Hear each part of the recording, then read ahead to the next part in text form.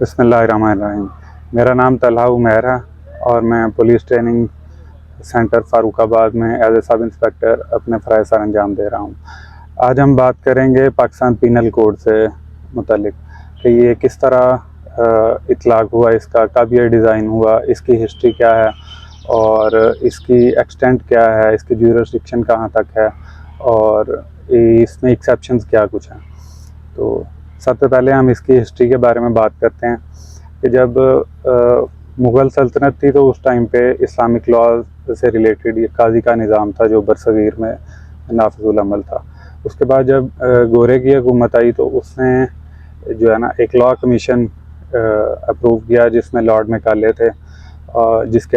کو ایڈ کر رہے تھے، اور اس کے اندر ڈفرینٹ لوگ تھے جس میں لارڈ ملٹ بھی ہیں ایک، اور اس طرح 4 لوگوں کی ٹوٹل کمیٹی تھی۔ انہوں نے 1837 میں جو ہے وہ گورنر جنرل کو ایک مسودہ جو ہے پینل کوڈ سے ریلیٹڈ وہ پیش کیا۔ اس کے بارے میں ڈفرینٹ ٹائمز پہ پھر اس میں امینڈمنٹس کرتے رہے ہیں، اس کے اوپر بحث جاری رہی اور وہ 1857 میں جو ہے وہ لیجسلیٹو اسمبلی سے پاس ہو گیا۔ اس کے بعد 1860 میں جو ہے وہ پاس ہونے کے بعد 1862 میں جو ہے 1 جنوری 1862 میں وہ پورے برصغیر کے اوپر جو ہے نا اس کو نافذ کر دیا گیا ہے۔ اس کے بعد سے جو بھی کرمنل جسٹس سسٹم ہے اس میں جو پینل کوڈ ہے وہ یہی چلا آ رہا ہے۔ انڈیا میں بھی اس ٹائم یہی ہے اور پاکستان کے اندر بھی یہی ہے، پاکستان پینل کوڈ سے ریلیٹڈ ہے۔ اس کے بارے میں ہم بات کریں گے کہ اس مجموعے کا نام جو ہے وہ پریمبل کے اندر اس کے دیا گیا ہے کہ اس کا نام ہوگا پاکستان پینل کوڈ۔ اس کی جو اطلاق ہے وہ پورے پاکستان کے اوپر ہوگا، سوائے ان جگہوں کے جنہیں کانسٹیٹیوشن میں بتایا گیا ہے کہ ان جگہوں پہ اس کا اطلاق نہیں کیا جائے گا۔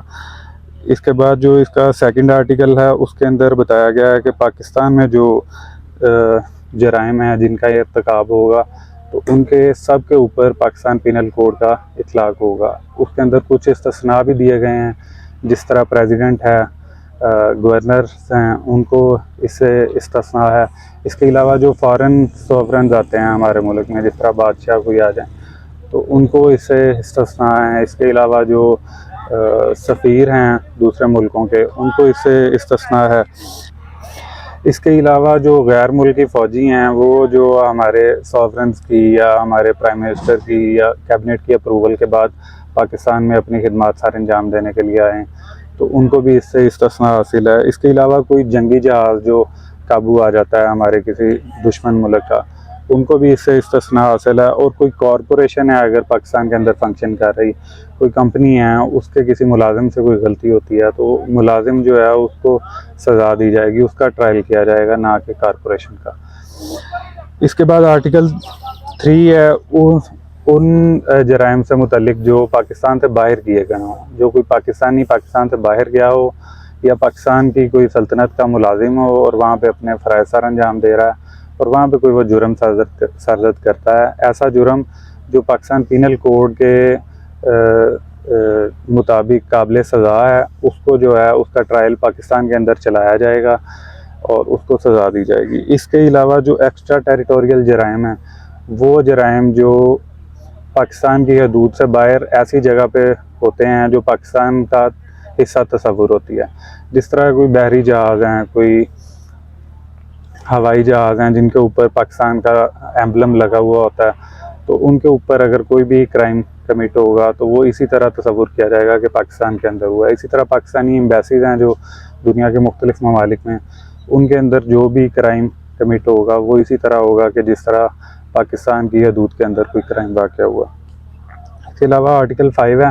آرٹیکل 5 میں یہ بتایا گیا ہے کہ جو ہے کوئی بھی لوکل اینڈ اسپیشل لاء جب اس کا تصادم ہوگا PPC کے ساتھ